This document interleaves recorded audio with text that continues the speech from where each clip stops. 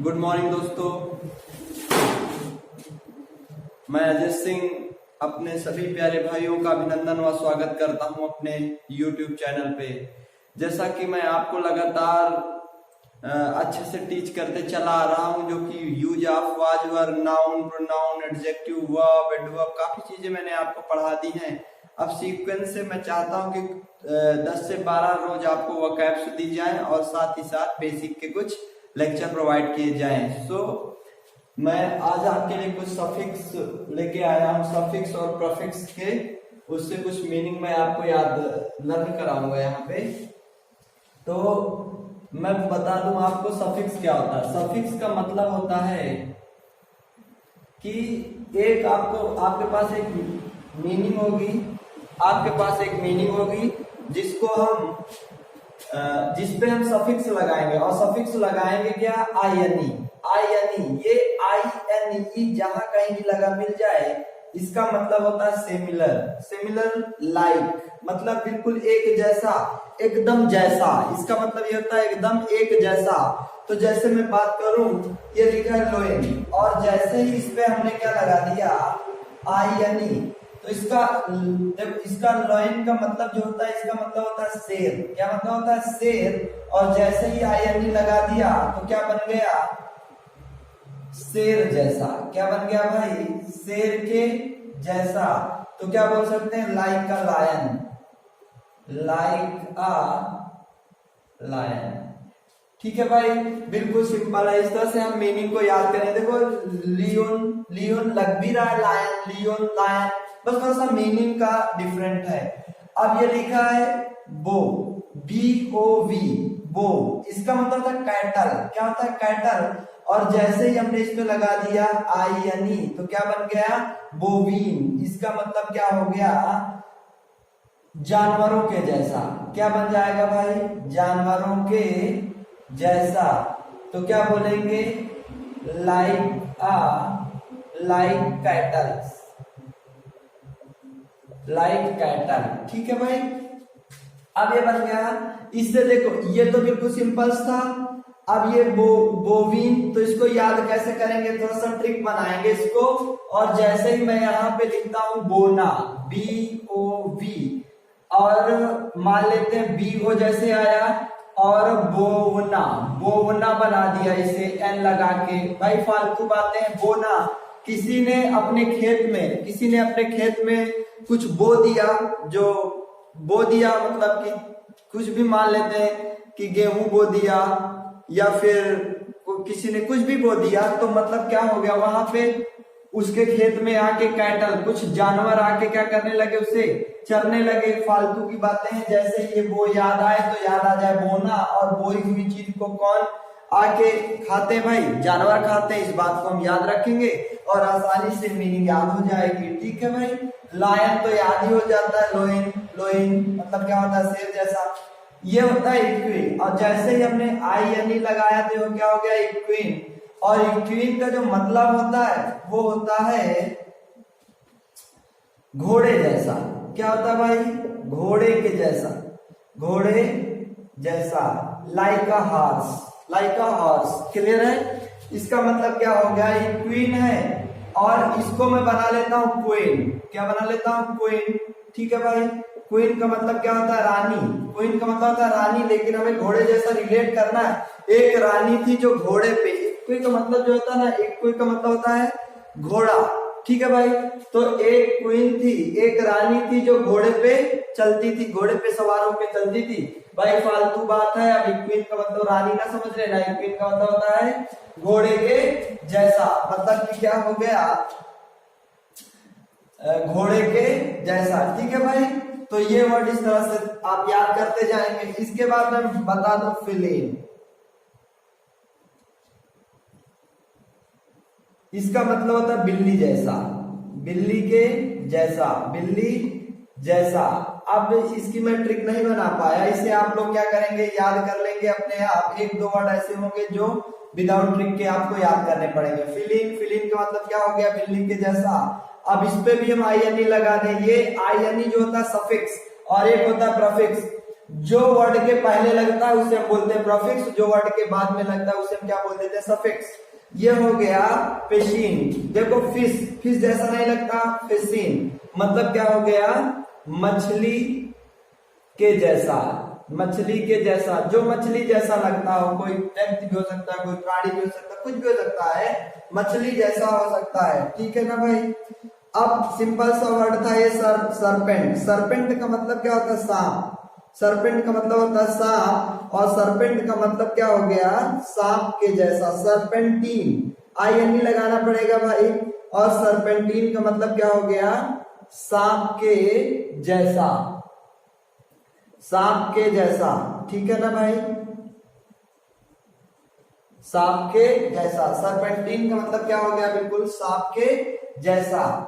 अब ये लिखा है प्रोशीन, यहां पे लिख देंगे INE प्रोशीन, और यहां पे लिख देंगे INE, इसका मतलब हो जाएगा लपीन, ठीक है भाई। तो प्रोशीन का मतलब क्या हो जाएगा भाई, लपीन। प्रोशीन का मतलब होता है शुअर जैसा, क्या हो जाएगा भाई, शुअर के जैसा, ठीक है। फिर से एक बार याद कर लेंगे। लोइन का मतलब हो गया शेर जैसा, बोविन, बोना मतलब क्या होता है भाई, जंगल में चीजों को क्या कर दिया जाता है भाई, बो दिया जाता है, जंगल में चीजों को बो दिया जाता है, खेतों में चीजों को बो दिया जाता है, तो जिसपे हम क्या कर देते हैं भाई, उस पे चीजों को हम उसी को जानवर खाते हैं आगे, तो बोविन याद रखेंगे। क्वीन, क्वीन का मतलब था घोड़े जैसा, क्वीन घोड़े पे सवार होकर चलती भाई। फिलिन मतलब बिल्ली जैसा, प्रोशीन, प्रोशीन मतलब मछली जैसा, प्रोशीन, प्रोशीन मतलब सुअर जैसा, सरपेंटीन का मतलब होता सांप जैसा। इस वर्ड को अभी मैं बताता हूँ भाई। यहाँ पे क्या है, शीन, INE, और शीन का मतलब होता है भालू जैसा, क्या होता है भाई, भालू के जैसा, लाइक अ बियर, ठीक है ना भाई, भालू के जैसा मतलब क्या हुआ। और शीन का मतलब होता है भालू जैसा, INE लग गया भाई। अब ये वाला वर्ड आपको याद करना पड़ेगा। और इसका मतलब होता है शीन, अर्श होता है भाई, अर्शीन का मतलब होता है भालू जैसा। और ये क्या लिखा, कैनिन, फिर से लगा देंगे INE, कैनिन। कैनिन का मतलब क्या होता है, कुत्ते जैसा, जो कुत्ते जैसा होता है उसे हम क्या बोलते हैं भाई, कैनिन, कुत्ते जैसा। याद रखें, कैसे याद करेंगे, एक कुत्ता था, तो एक छोटा सा बच्चा था, उस कुत्ते ने उस बच्चे का क्या कर लिया, उसके कान में काट लिया। एक कुत्ता था और कुत्ते ने बच्चे के कान में काट लिया, तो जैसे ही ये कान वर्ड समझ में आया है कैनिन, और जैसे ही CAN आए तो कान बना लेंगे, और जैसे ही कान याद आएगा पूरी कहानी आपको याद आ जानी चाहिए। कैनिन का मतलब क्या हो गया, कुत्ते जैसा। अब ये लिखा है कैप्रीन, तो INE करेंगे, और क्या करेंगे, इसका मतलब होता है बकरी जैसा, क्या होता है भाई, बकरी के जैसा। कैसे याद करेंगे, ये है कैप, कैप बना देते, क्या दिक्कत है भाई, कैप बना देंगे। INE का मतलब जैसा होता है। एक बकरी किसी घर में रहती थी, एक बकरी थी किसी के घर में, और वहां पे एक क्या था, एक छोटा सा बच्चा था जो बकरी के दिन भर क्या लगा रहता था, कैप, क्या लगा रहता था, कैप। किसके कैप लगा रहता था, बकरी के कैप लगा रहता था। और कैपरीन का मतलब क्या हो जाएगा, बकरी जैसा। और ये क्या हो गया, अशाइन, अस्सी, या फिर INE कर देंगे, दो तरीके से INE। इसका मतलब होता है गधे जैसा, देखो S लिखा भी है, S मतलब होता है गधा, और क्या हो जाएगा भाई, गधे के जैसा, गधे जैसा भी बोल सकते हैं, गधे के जैसा। तो ये वर्ड लिखा दिए गए भाई। एक 2 मिनट का आपके पास टाइम है, इन वर्डों को आप लिख सकते हैं अपनी कॉपी पे।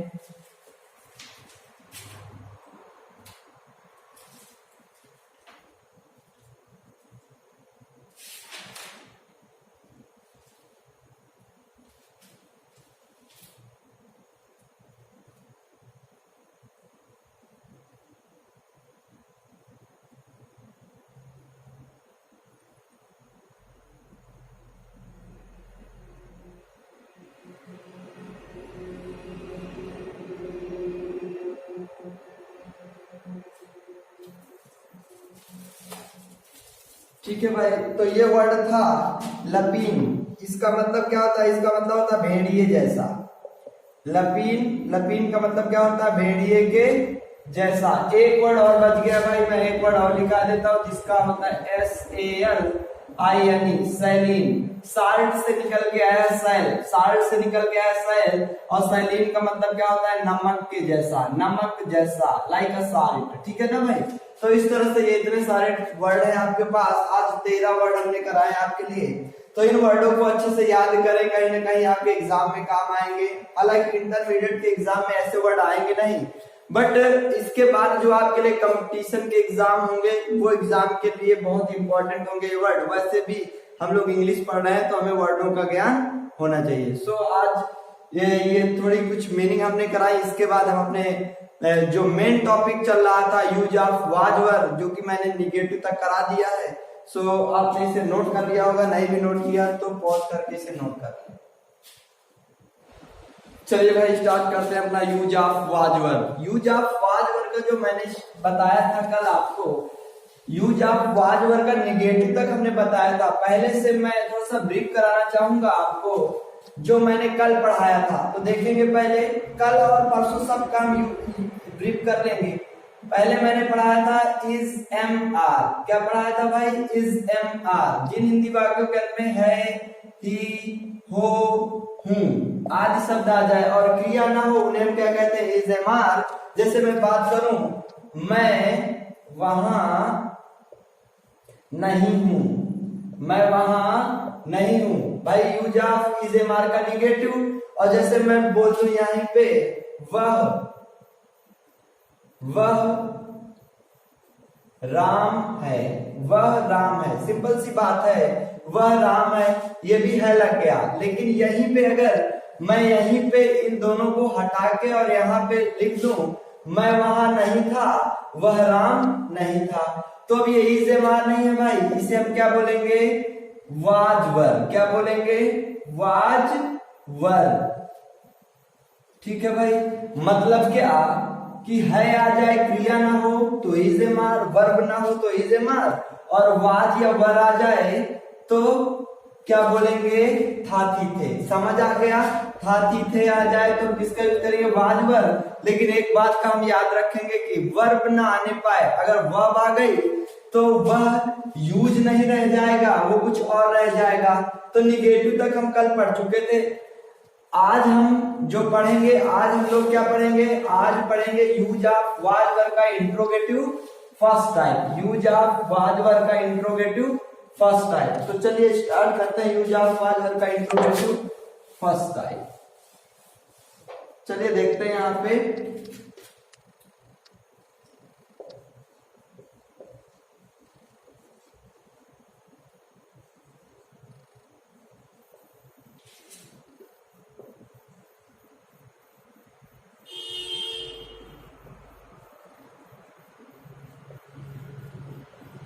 देखिए जो ये होता है interrogative first type, second type, इनकी पहचान एक ही होती है। मैंने बताया था जिन हिंदी वाक्यों के सबसे पहले क्या शब्द लगा हो और उसका आंसर यस नो निकल के आए, उसे हम इंट्रोगेटिव फर्स्ट टाइप कहते हैं। जैसे मैं कहूं, क्या वे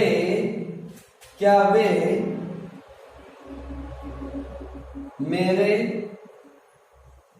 भाई नहीं थे?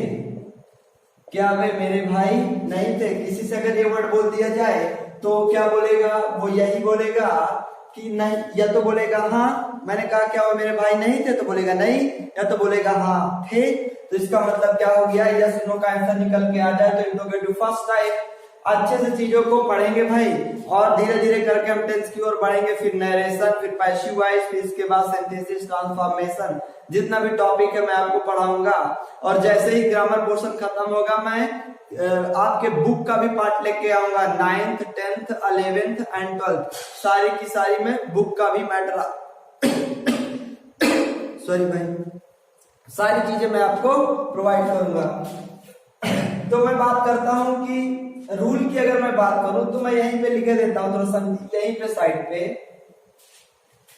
आई, ही, सी, इट तथा नेम, एनी नेम, कोई भी नाम हो तो इन सभी के साथ हम किसका यूज करेंगे भाई? वाज का यूज करेंगे। किसका यूज करेंगे?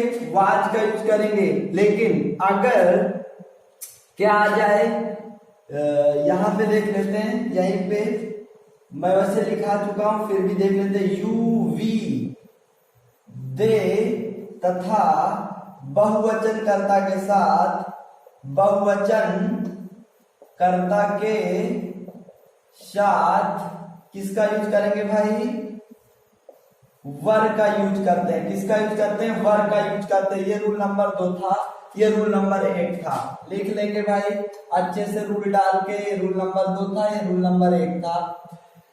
तो यहां से हम चीजों को सीखेंगे। अगर मैं स्ट्रक्चर की बात करूं तो यहीं पे मैं स्ट्रक्चर बनाता हूं इंट्रोगेटिव फर्स्ट टाइप का।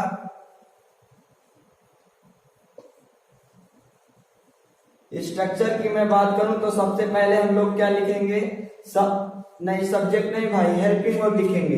हेल्पिंग वर्ब वाज लिखेंगे या फिर वर्ब। इसके बाद क्या लिखेंगे भाई, सब्जेक्ट। इसके बाद नॉट, नॉट के बाद क्या लिख देंगे, ऑब्जेक्ट। ऑब्जेक्ट के बाद अदर वर्ड और क्वेश्चन मार्क। ठीक है भाई, इस तरह से हम चीजों को सीखेंगे।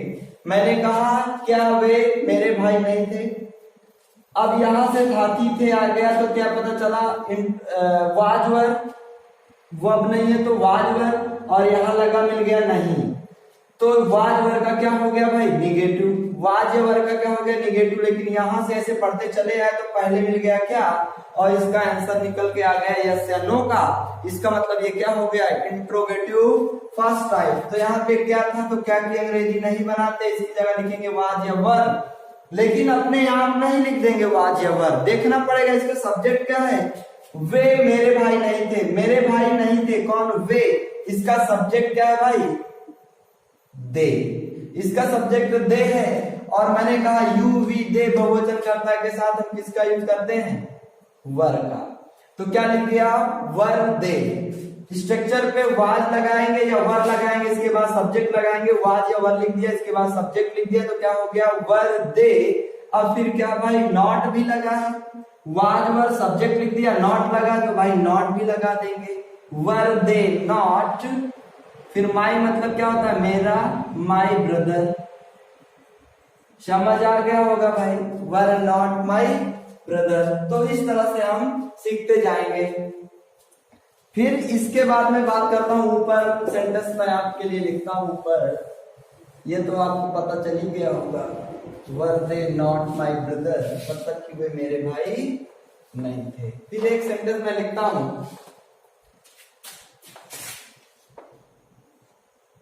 कल तुम कहां थे। अब इसी के आगे से, सॉरी ये तो इंट्रोगेटिव हो गया,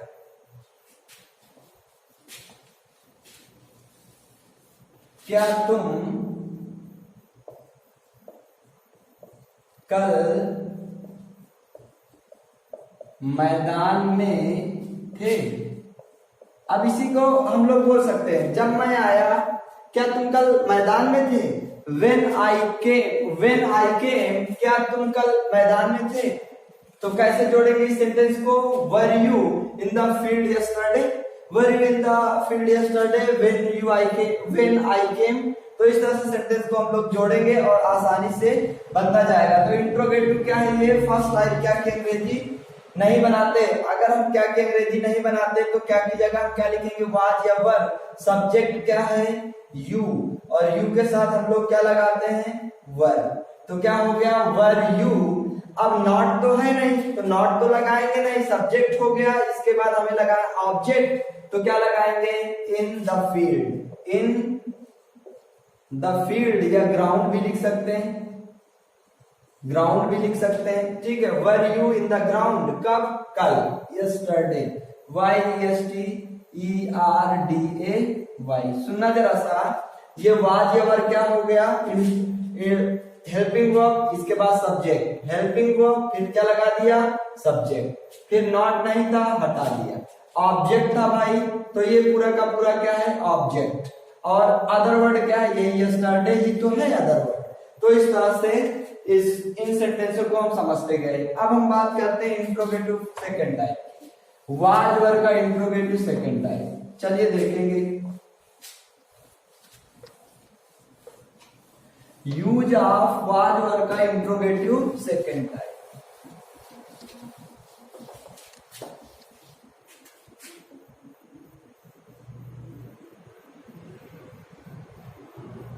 वाज वर का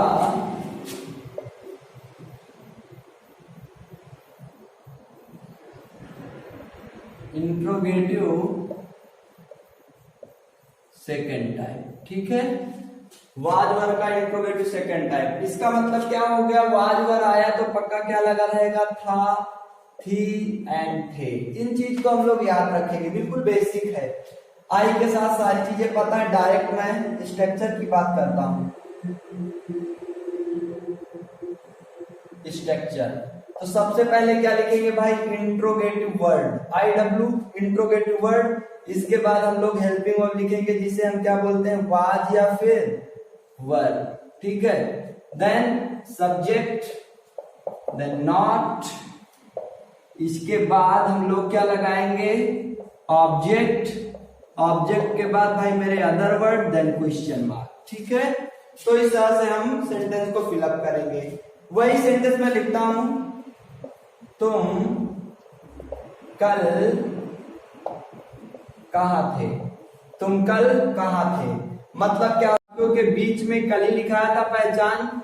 इंट्रोगेटिव सेकंड टाइप की, चाहे इज एम आर हो, वाज वर हो, हैज है वो, चाहे टेंस हो, कुछ भी हो, उसके लिए हम इंट्रोगेटिव को बीच में ही देखेंगे। और जैसे ही देखा कहां, जिन हिंदी वाक्यों के बीच में कहां, कब, कैसे आदि शब्द आ जाए उन्हें इंट्रोगेटिव सेकंड टाइप कहते हैं। उनकी अंग्रेजी सबसे पहले बनाते हैं। तो हम कहां की मीनिंग सबसे पहले बनाएंगे, वेयर। अब देखना आर नहीं लगाना क्योंकि था लगा है, सब्जेक्ट है यू, तो क्या लगाएंगे, वेयर वर यू यस्टरडे। तो क्या हो गया भाई, इंट्रोगेटिव वर्ड। इंट्रोगेटिव वर्ड देखो, इसे पढ़ते वर और इसे वेयर नहीं पढ़ते भाई, इसे हम क्या पढ़ते हैं, वेयर। क्या पढ़ते हैं, वेयर, और इसे क्या पढ़ते हैं, वर। समझ आ गया। मैंने कहा वेयर वर यू यस्टरडे, तुम कल कहां थे। इंट्रोगेटिव वर्ड वाज या वर में से कोई एक लगाना था, सब्जेक्ट जैसा उसी तरह लगाएंगे। फिर सब्जेक्ट क्या था, सब्जेक्ट था अपना यू, यू के साथ वर लगता है। इसके बाद नॉट नहीं था, नॉट नहीं लगाया। ऑब्जेक्ट था भाई, और ऑब्जेक्ट था नहीं, अदर वर्ड था, अदर वर्ड लगा दिया, जो भी समझो इस तरह से। तो इस तरह से आप देख इसे लिख सकते हैं इस सेंटेंस को। ठीक है भाई, लिख लिया होगा। फिर चलिए बात करते हैं आगे। फिर एक सेंटेंस मैं और लिखता हूं, थोड़ा सा इसी सेंटेंस को मैं आगे बढ़ाता हूं। मैं घर में था तुम्हारे लिए, तुम्हारे लिए। मैं घर में था तुम्हारे लिए, ये यूज ऑफ क्या है। अब देखो इतना बड़ा सेंटेंस है, मैं घर में था क्या क्रिया है, नहीं। तुम्हारे लिए क्रिया तो है ही नहीं है। तो सबसे पहले हम क्या लिखेंगे, सब्जेक्ट। ये इंट्रोगेटिव भी नहीं है, इंट्रोगेटिव होता तो कहीं ना कहीं इंट्रोगेटिव मार्क्स लगा होता या प्रश्न पूछने वाला लगा होता। बिल्कुल सिंपल से था। आई के साथ क्या लगाएंगे, was. I was at home भी लगा सकते भाई, कोई दिक्कत नहीं। एट होम भी लगा सकते हैं, मन हो तो लगाओ, इन भी लगा सकते हैं। I was at home, subject, helping verb, object. For का मतलब क्या होता है, फॉर का मतलब होता है लिए। फॉर का मतलब क्या होता है, लिए। किसके लिए, तुम्हारे लिए। याद रखना भाई, थोड़ा सा मैं एक बात मैं बता दूं कि यदि प्रीपोजिशन हो और प्रीपोजिशन का ऑब्जेक्ट लिखना हो तो प्रीपोजिशन के बाद प्रीपोजिशन का क्या आता है, ऑब्जेक्ट। अब यहाँ पे तुम्हारे का मतलब योर मत लिख देना, अभी केवल इसे देखते जाओ अच्छे से। आगे चल के मैं चीजें अच्छे से आपको समझाऊंगा कि यहाँ पे यू क्यों आया, योर क्यों नहीं आया, पहले फॉर आ गया। तो याद रखना हमेशा इंग्लिश जो होती प्रीपोजिशन के बाद उसका ऑब्जेक्ट लिखा जाता है। मैं फिर से सेंटेंस एक लिखता हूं,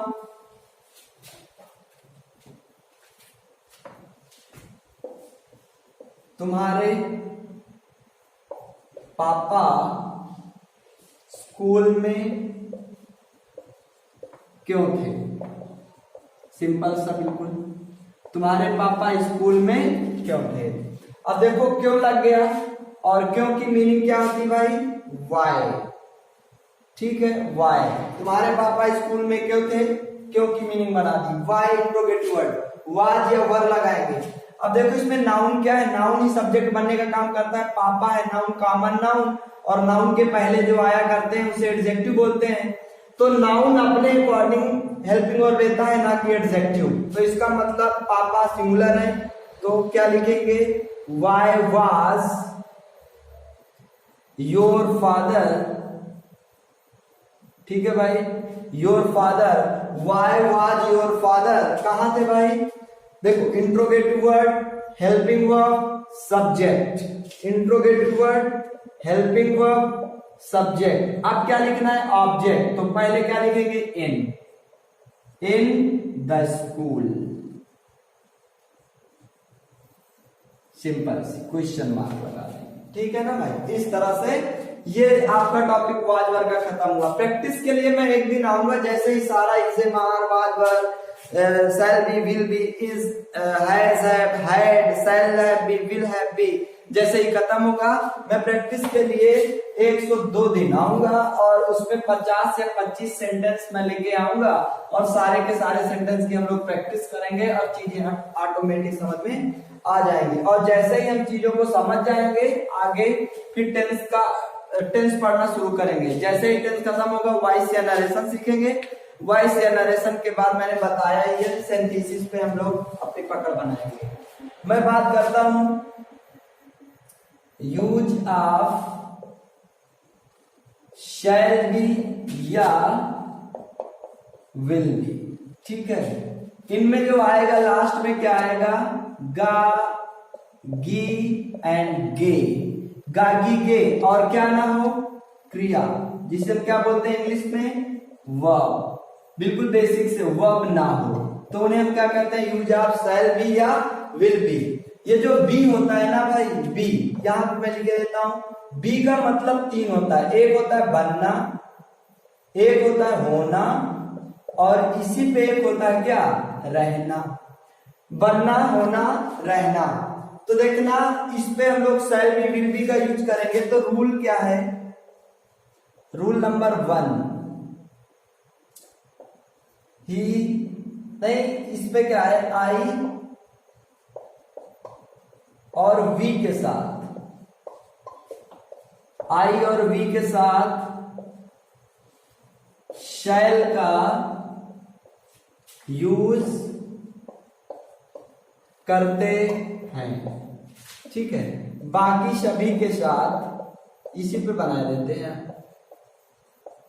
बाकी सभी के साथ शैल बी लगाना पड़ेगा। शैल बी, बाकी सभी के साथ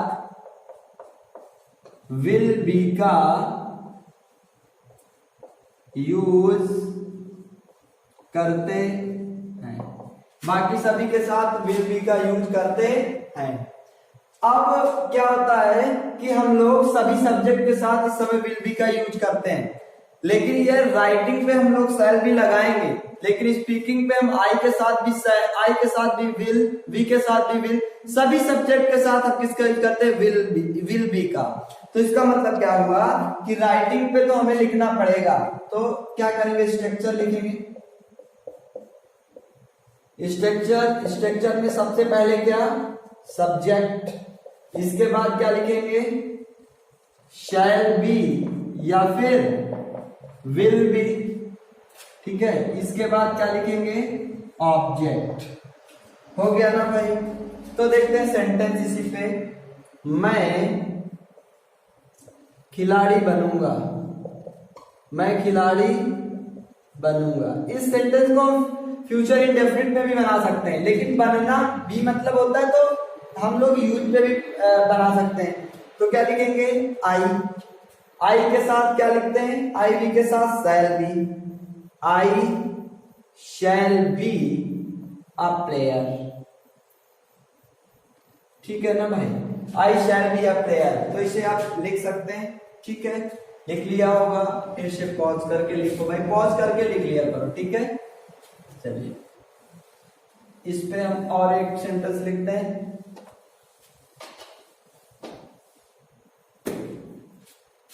तो